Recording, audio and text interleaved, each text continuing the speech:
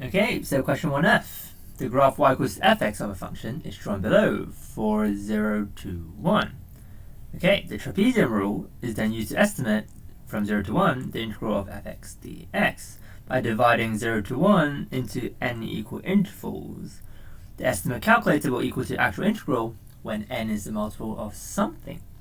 Alright, okay, so now let's think about what the trapezium rule actually does here. Alright, so for example, if I use two intervals, then I'll cut it here, right? And I'll get trapeziums here and here as well.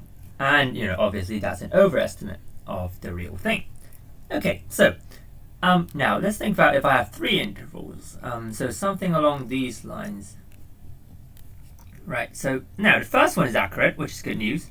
But then the remaining two is still an overestimate. Alright, so that still doesn't satisfy the question because we need equal to the actual integral. Alright, not an overestimate nor an underestimate.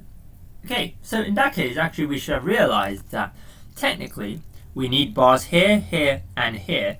And we don't care, like no matter how you divide it into other places, we don't care. Alright, it's fine because it will be same as the actual integral. Alright, because all of these are straight lines. Okay, so we need an n such that there are some cuts in all of these three places. Alright, so let's have a look at each option then. Alright, when n is a multiple of 4, well then a 1/3 is no good, right? The 1/3, 3 is not a multiple of 4, so a 1/3 is no good. Alright, how about b? N is a multiple of 6. Oh well, in this case, the 3/4 is no good, right? There's no bar on the 3/4 point. And how about C? N is a multiple of 8. Well, it's sort of same as A, really. So the 1/3 is also no good.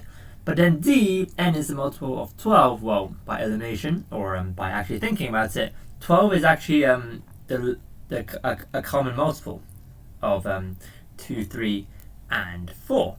Alright, so D has to be the answer. So N is a multiple of 12.